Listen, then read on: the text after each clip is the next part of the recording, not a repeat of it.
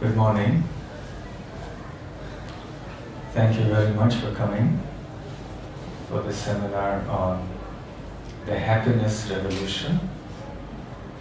Quite an unusual title, I thought.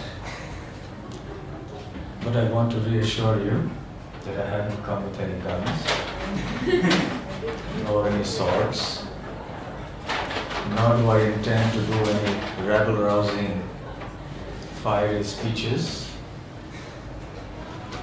nor have I come to make a call to overthrow the government or the established social order. I have only come to bring you good news. And the good news is that happiness is possible. Yes, it's a fact.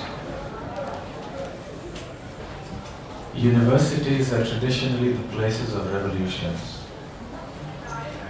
You know, where I come from in India, most of the revolutions, mostly they're leftist or Marxist, communist inspired. They all start from the universities. And then there's a few people who start speaking about some inequality or discrimination, and then the movement grows. So I'm quite accustomed to seeing student revolutions. And of course, we've studied history, so we understand the history of revolutions in this world. So when we speak the word revolution, what comes to mind? Just what I started off with. Rabble-rousing speeches, guns, overthrows of government, killing of people, bullets, and so on. But do you know something interesting? The word revolution, it came into political and social life only after the French Revolution, a couple of centuries ago. The word was borrowed into the political field from the world of astronomy. In the world of astronomy, you know what a revolution is. When a planetary system or a body, a celestial body, moves in an orbit and comes back to its original place, then it's said to have moved in one revolution. Yes? So the revolution of the earth around the sun, or the moon around the earth, and so on.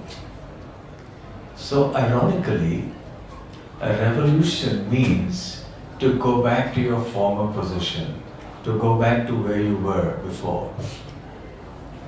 But in the political world, a revolution means something exactly the opposite. To change what was before, and not to have anything to do with what was before, and to have something new. A new social order, a new political order, a new economic system or whatever. To want something different from what was before. So quite a paradox. The origin of the word revolution is that you should go back to what was before, and then the political connotation that it has taken on now is that you want something different from what was before. We want something new. So modern day revolutions have always spawned dreams of a happier future. But alas, it's not to be. The harsh reality of this world is that no longer has the revolution settled down, no longer has the dust raised by that revolution settled down and the euphoria subsided, that the reality sets in. People are once again disaffected. People are once again unhappy with what's happening post-revolution. Someone tries to steal the power, someone tries to do something else, and there's another revolution that overthrows the previous one. And that goes on for a while, and another one, and that's the history of the world. And every revolution, of course, strives for happiness.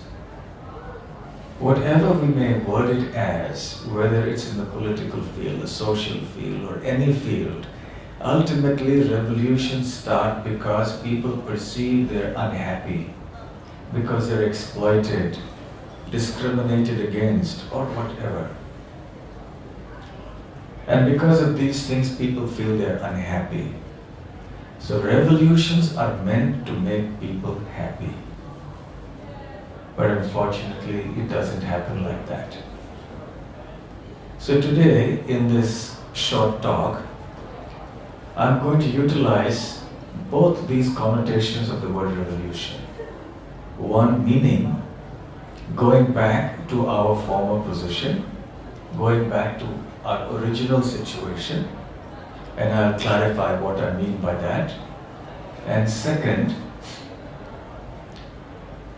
in the modern context, to indicate that we need some radical change in our way of thinking and our way of living. Not in a violent way, not in a way that causes unnecessary disturbance, but in a very wholesome, harmonious way that produces happiness, peace, love, forgiveness, kindness, and so on. I'm talking about a revolution that will make people humans. Not a revolution that will make people animals, that will make people violent and cruel. Not a revolution that will breed hatred and divisiveness. Rather, I'm talking about a revolution that will unite people in love on a higher spiritual platform.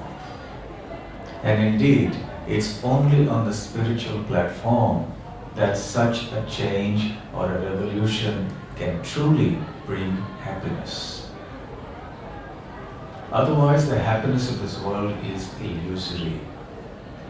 And I saw the poster just now here, talks about creative deception, self-deception, and chasing the dream of illusory happiness.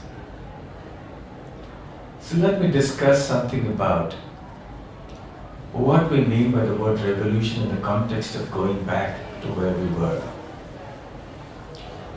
The Bhagavad Gita, the famous scripture, gives us something, an information that is very, very vital to our well-being. It tells us very simply who we are. Now we may think, well, that's not something very wonderful or something exceptional. I know who I am. I look into the mirror and I see myself.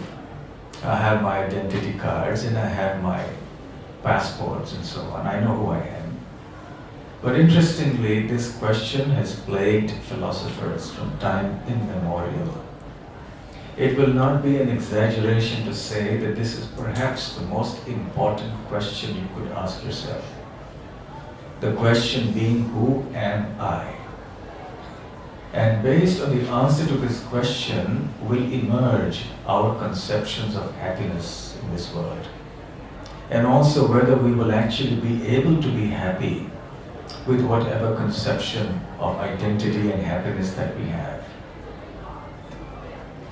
The conception of identity or I-ness or who I am in the Bhagavad Gita is spiritual meaning that we are told that you are not this body.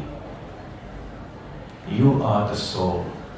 You are a spiritual entity. You are basically divine. Not that you are God, but you are godly. There's a difference between being God and being godly. We are godly by nature. We are divine, spiritual by nature. That is our innermost essence. That is our real nature. That is who we really are. But somehow or other, we are here now in forgetfulness of our own spiritual nature. According to the Bhagavad Gita, which actually is the text of Bhakti Yoga, the soul has now occupied this material body. What we see in the mirror is not ourselves. It is our vehicle. It is our body. So when we ask each other, who are you? And we mention our name, it's fine from the point of view of everyday dialogue and convenience. But the fact is that when we mention I am so and so, we are actually referring to our body. not to ourselves. If you were driving a Bentley and I was riding a bicycle, and I ask you who you are and you say I am Bentley, and I say I am a bicycle, that's obviously something mistaken. It's wrong. That doesn't mean that the Bentley is not important or that the bicycle is not important. But the point is, I am not Bentley, I am using the Bentley.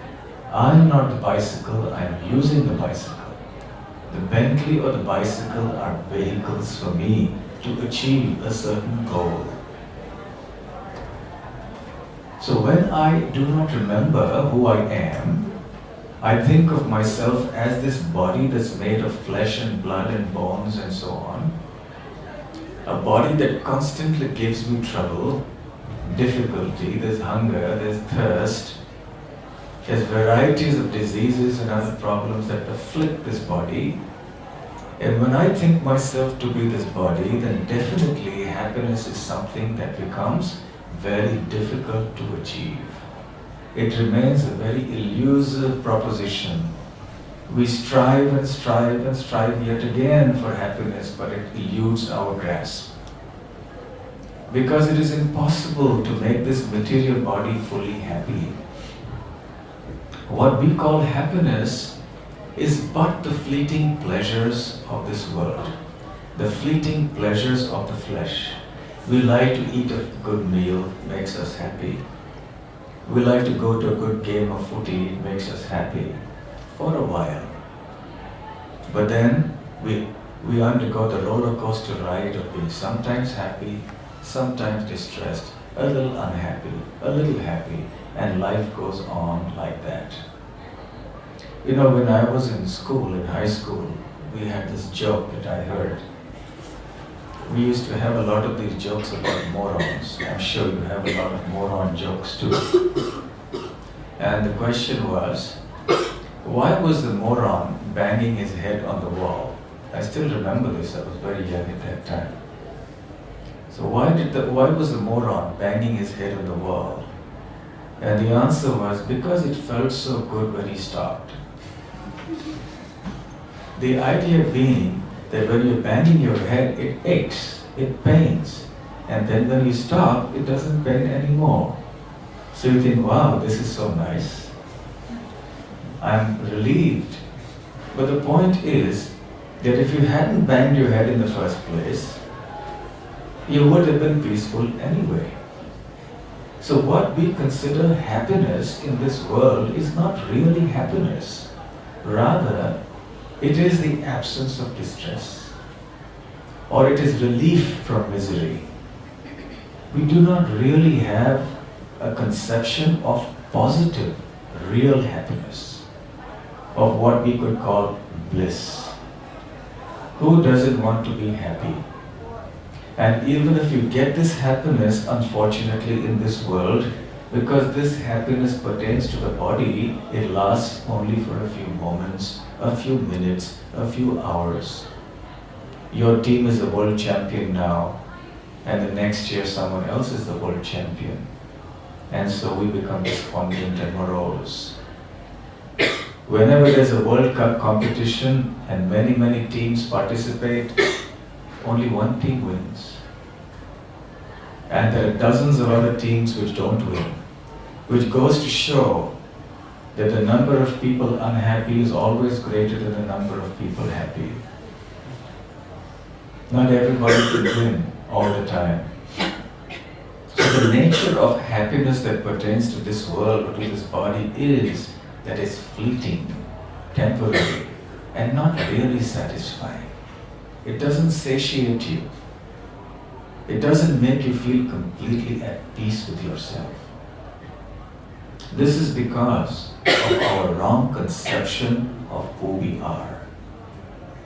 We are presently like fish out of water.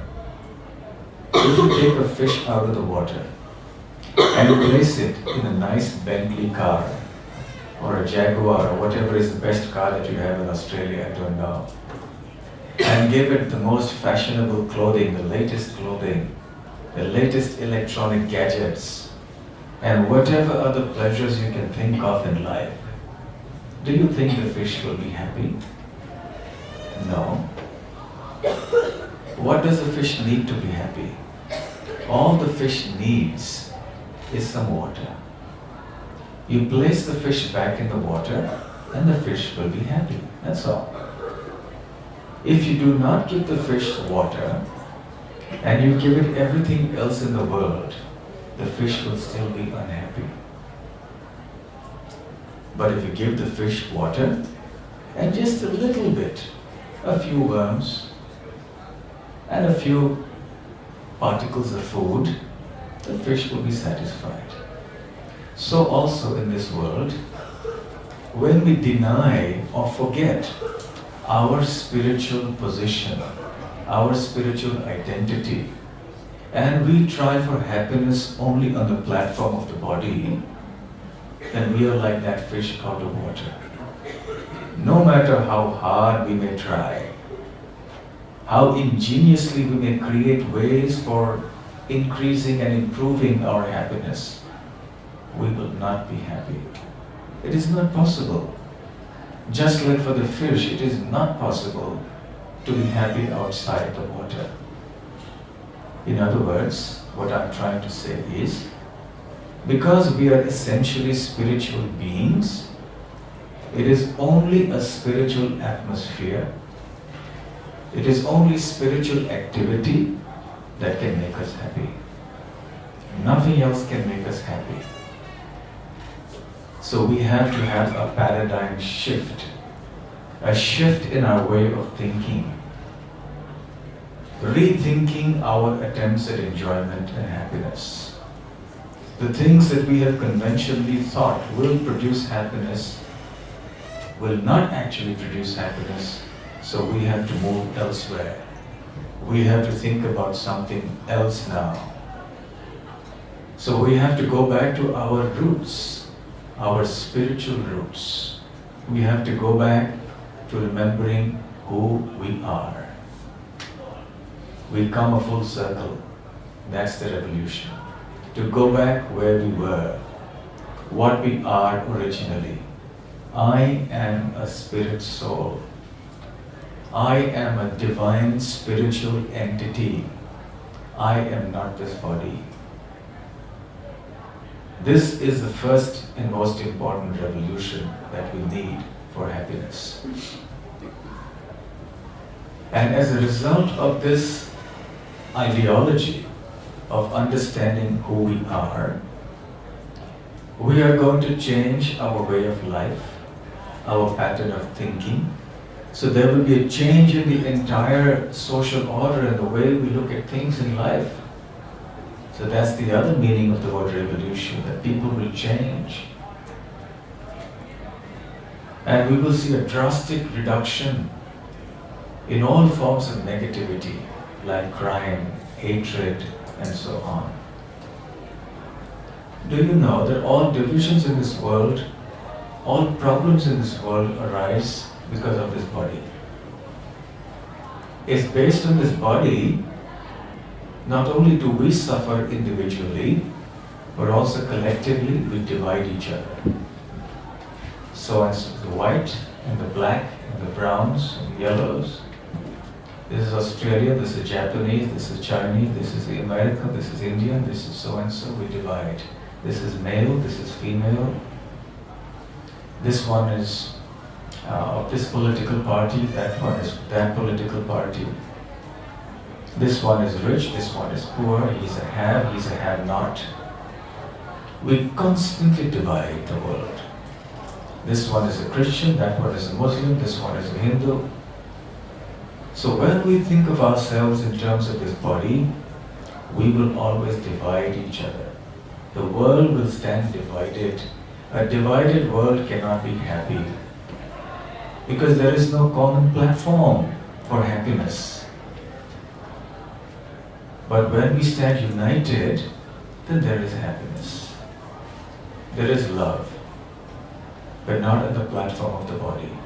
So long as I imagine I am the body, I will have ego, I will be selfish, I will eventually, sooner or later, hate someone, or at least dislike someone and like someone. I will make a distinction between friends and enemies. In this way, there is an unequal situation created in the world. On the platform of the soul, we realize each other's divinity. There is a natural love that comes about. All the divine qualities naturally manifest. We become kind, we become compassionate, we give up cruelty of all sorts, we are helpful to each other, we are not egoistic, we become humble, we cooperate, we don't mind giving credit to someone else because we don't strive for that credit. So long as everyone is helped and everyone is nice and happy, we are happy. Such a different world, and all because of this one point, understanding rightly who we are. But it's a truth that's not a very commonly understood or accepted truth. I'll share with you another story that I remember studying in my school days, probably even in the primary school days. You know, sometimes things you read in school, you remember after many years. Perhaps you've heard this story too. It's a very famous and popular story.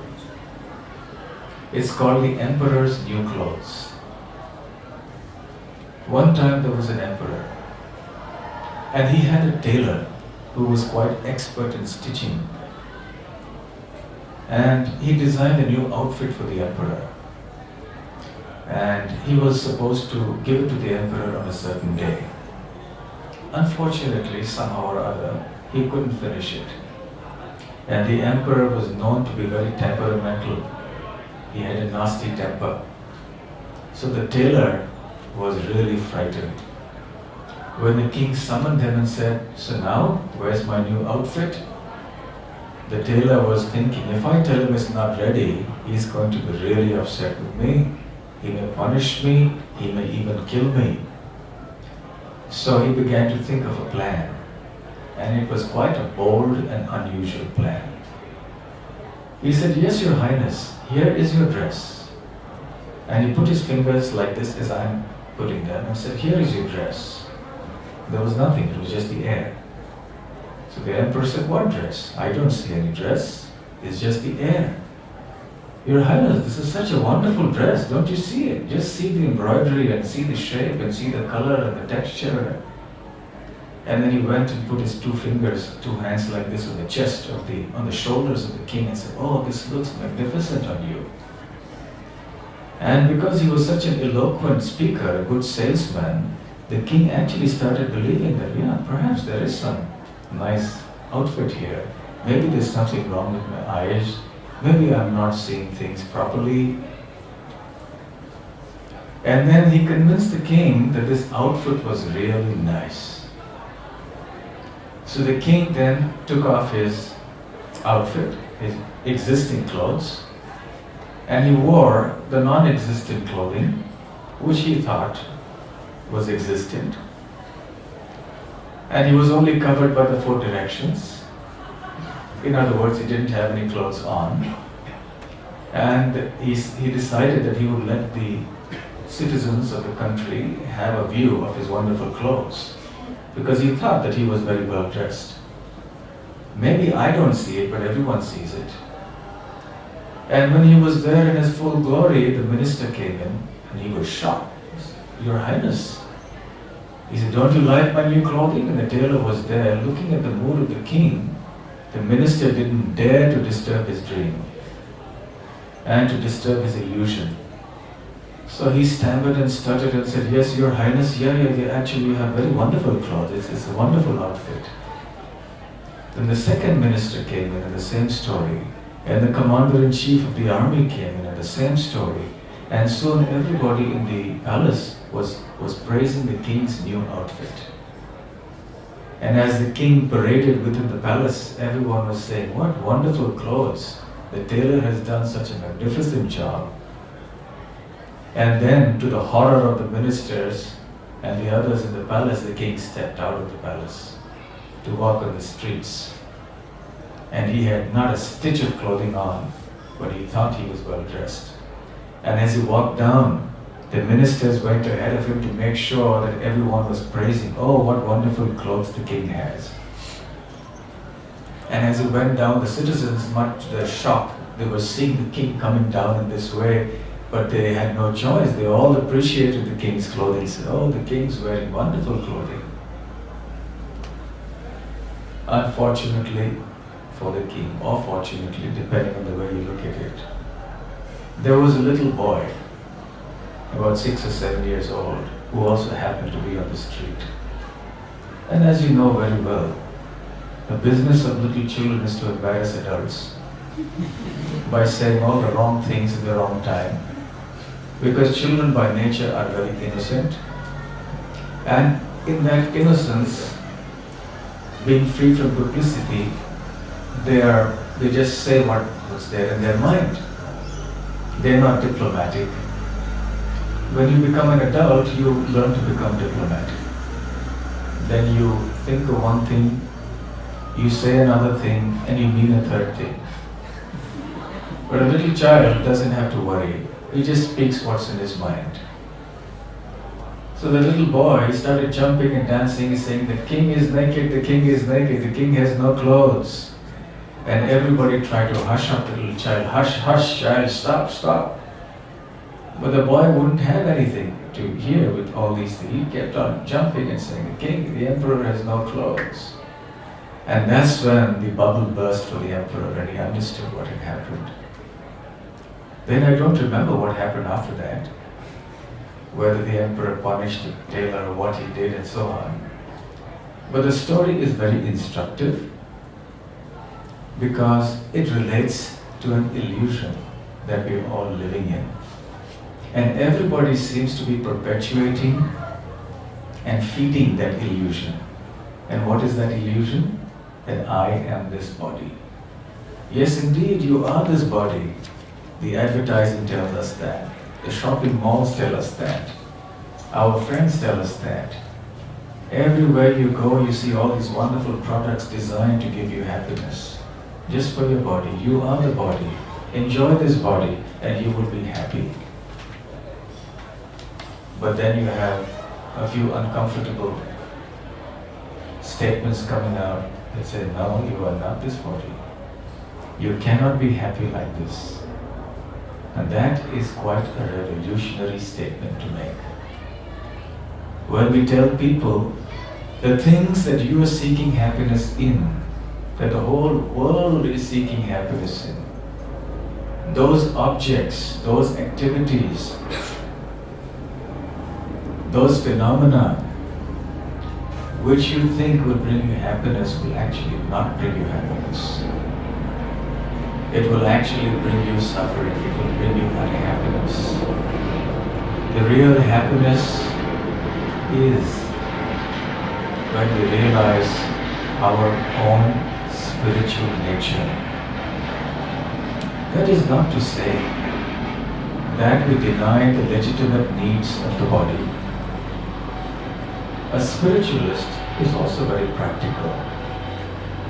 A spiritualist also doesn't live in a make-believe world. A spiritualist understands that the body is necessary, inasmuch as we also appreciate that our vehicle is necessary. A spiritualist will also look after the body and cater to the legitimate needs of the body as much as required.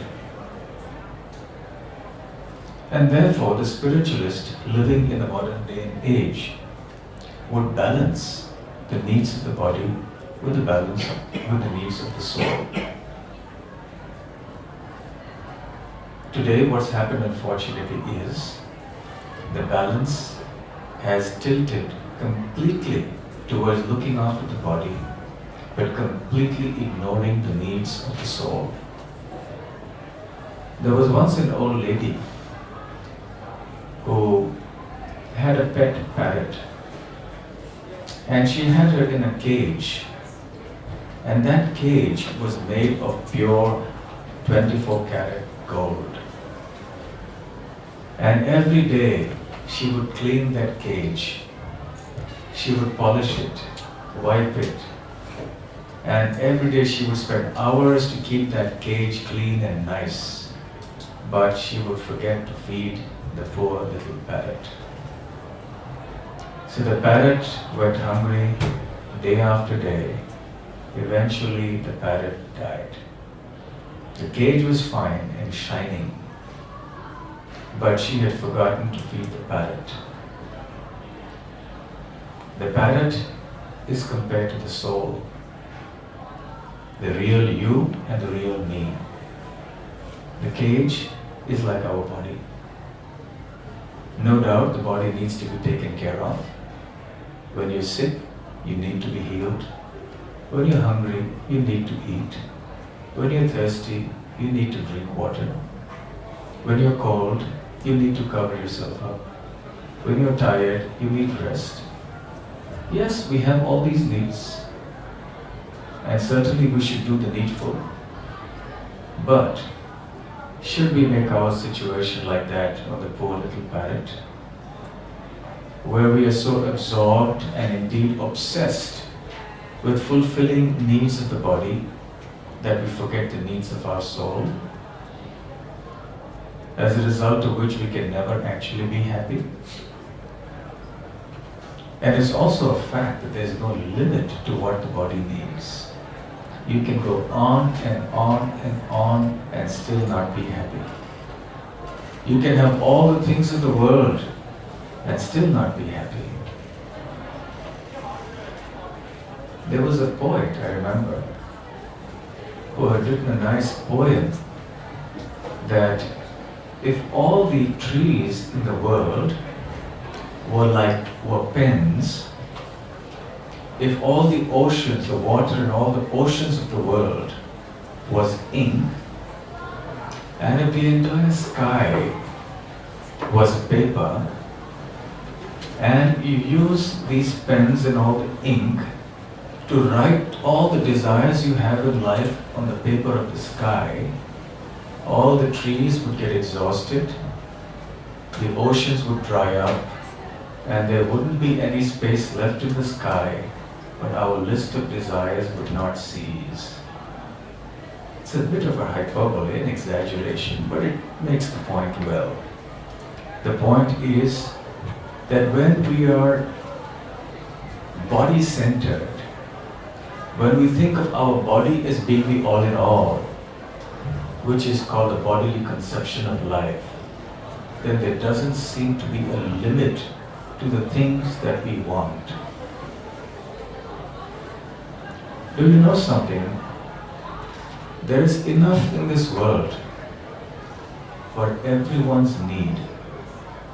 But there isn't enough in this world even for one person's greed.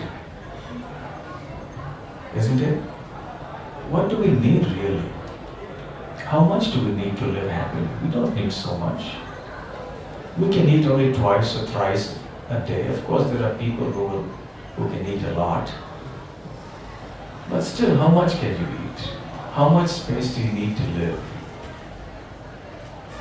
Nowadays, especially in the Western world, wherever I travel, I see there is a growing back to the land movement, a growing awareness of the environment, of the ecology, a growing distaste and disillusionment with this whole culture of simply going after enjoyment and enjoyment. Going after this whole culture of simply making merry, making money. People are now realizing there's something more to life than just this. And many, many thoughtful people want to come back to a saner, more sober and happier way of life.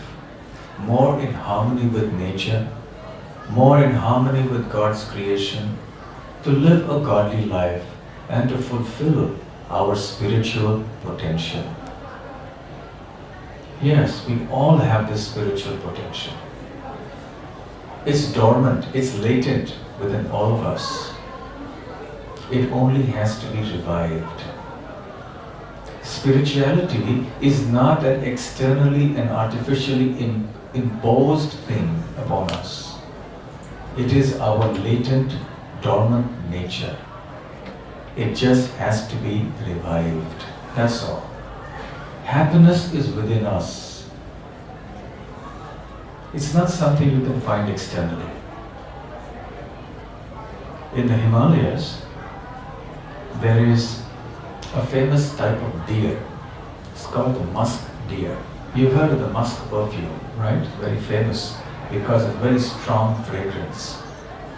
Now, this musk deer emits from its body this certain chemical substance which has a very, very heady fragrance. Now, this musk deer doesn't understand where that fragrance is coming from. It doesn't realize that the fragrance is coming from my own body. It's from the chemicals that my body is secreting. And that fragrance is so intoxicating that this musk deer runs all over the forest searching for the source of that fragrance, and ultimately, out of sheer exhaustion, falls down and dies. Similarly, real happiness is within us because we are spiritual, it's in the soul. But like the musk deer, we are running everywhere, searching for happiness outside of us, searching for happiness in the body, searching for happiness in the things of this world, in the people of this world. But eventually, that real happiness eludes us, continues to evade our grasp. And then comes death. And according to the Bhagavad Gita, there is life again, and the story repeats. So real happiness is there within. We only have to fan that spark. Spirituality is a process of fanning that spark that will actually bring that original dormant spiritual nature to the surface. Happiness and spirituality are synonymous. When you bring your spirituality to the surface, you automatically, spontaneously, naturally become happy. It is a nature of the soul to be happy. It's not an artificial thing. It's just the nature. All it needs is some practice. Practice makes perfect. Practice works only when you have something dormant within you. For example, a human child. Initially, the child doesn't know how to walk. But gradually, it starts learning how to walk. It stands, falls down with a thud, again stands, stumbles, falls. In this way, after repeated efforts, eventually after a couple of months, the child is able to actually walk with some kind of steady gait. Then after some more effort, when the body develops further, then the child can now walk steadily. So with a little practice and effort, the child is able to walk. Why so? Because the innate capacity for walking exists within the child. If that capacity didn't exist in the child wouldn't have been able to walk. For example, in this human body, we do not have the capacity to fly. No matter how much I flap my hands, I cannot fly. No matter how much I practice. Why so? Because the innate capacity to fly doesn't exist in this body. But a baby bird, by flapping its wings, will fly. Practice works and can yield perfection when there is that quality in dormancy in that body. Similarly for us, this practice will work because spirituality is latent. It is dormant within us. We just have to wake up. to our own real nature. This is the ultimate revolution. The revolution when we say, no, I don't want to flow with the current of the world. Let the world say what it may. But I am the eternal spirit soul. I am spiritual by nature. And I have my own spirituality to discover. Actually, the word education means just that. The word education comes from the Latin root educare, which means to bring out that which is within. So real love, real happiness, real peace is all within. These are qualities of the soul. The primary practice actually for reviving our dormant spiritual nature, especially in this day and age, is chanting the names of God. This is the best form of meditation in this age. Meditation means to focus the mind or the consciousness on something divine.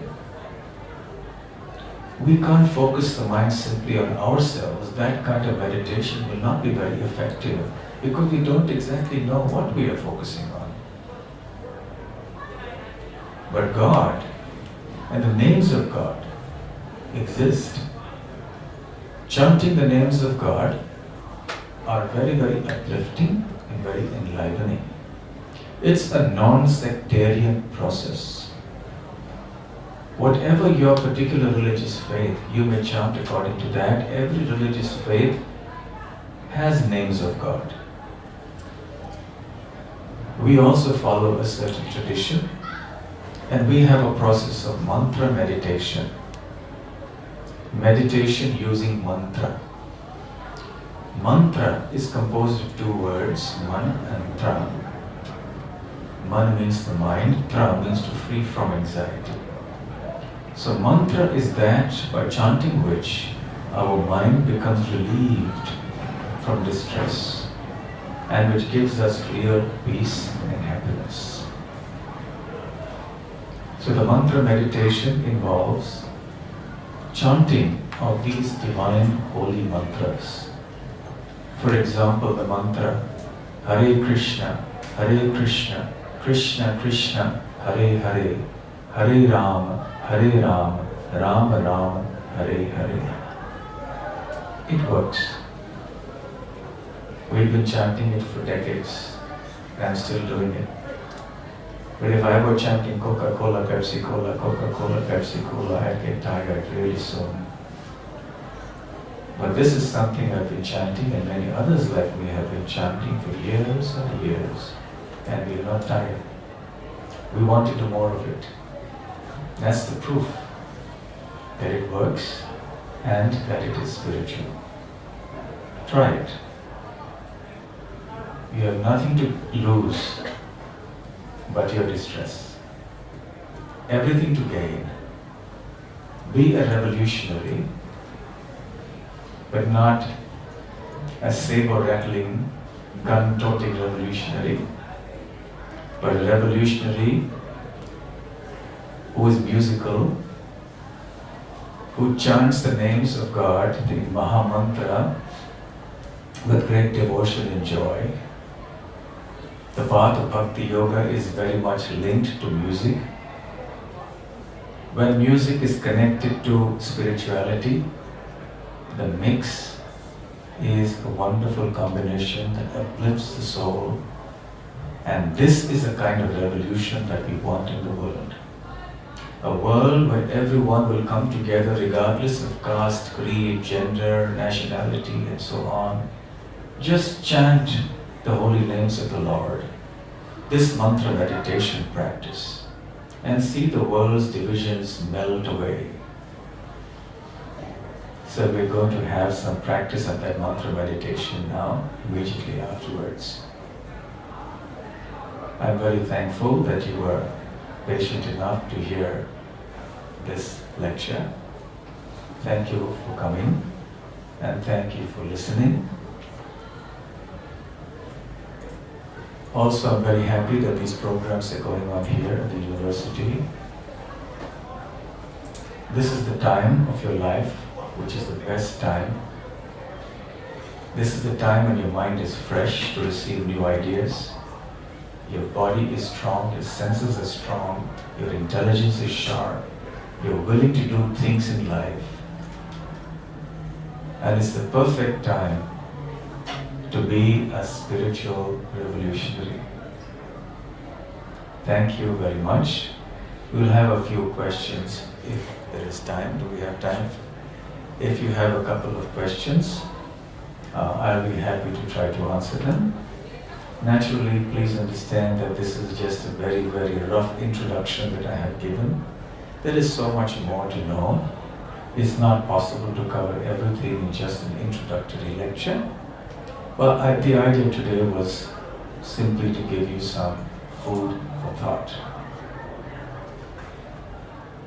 So feel free to ask any questions. You can just raise your hand and ask from wherever you are.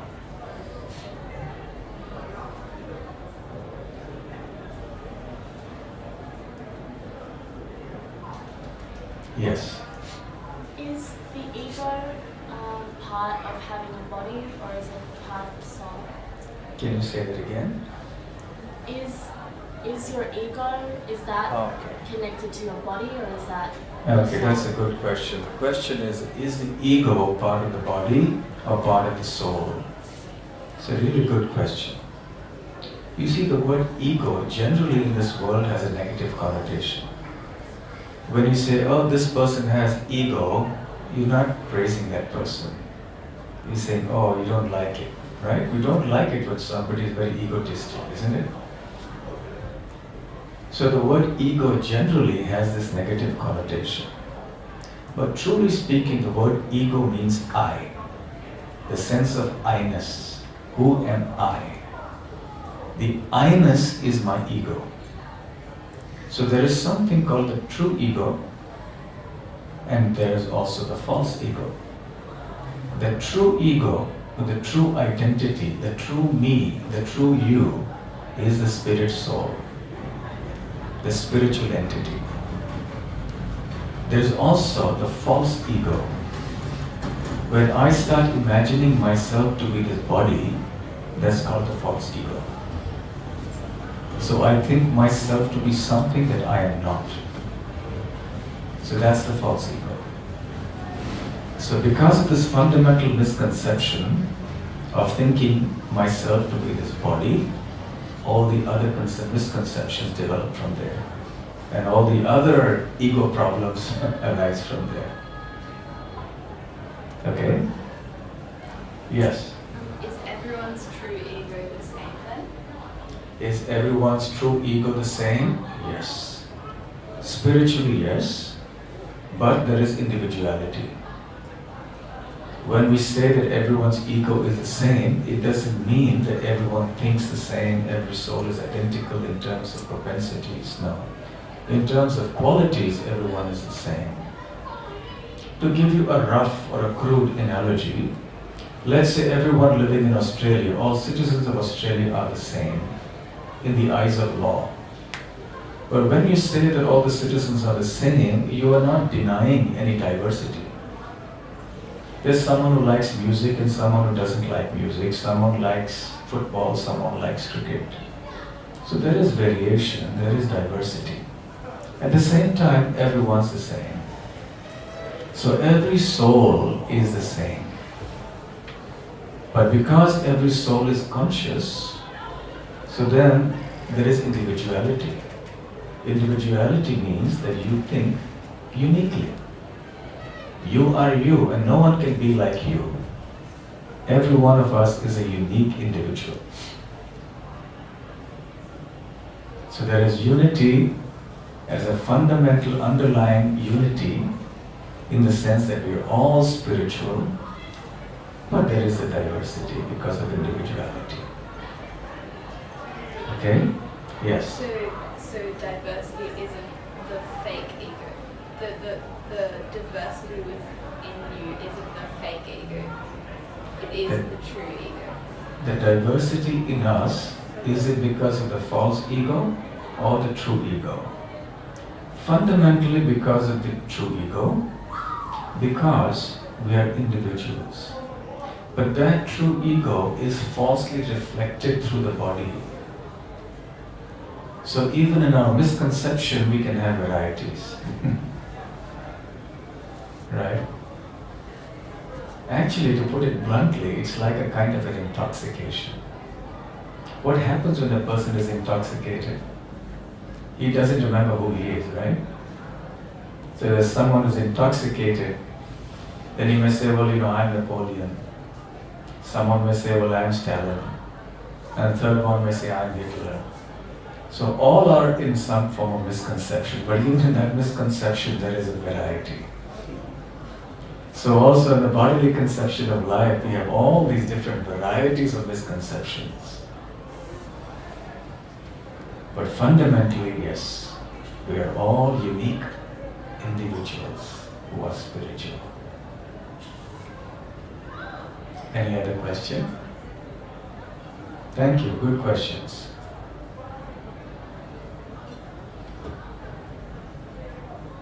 Incidentally, spirituality is not blind faith, as many would have us believe.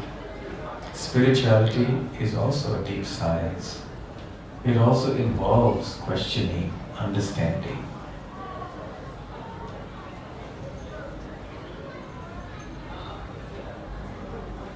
Okay, so thank you very much. And I think now we'll have some mantra meditation. Okay. Thank you.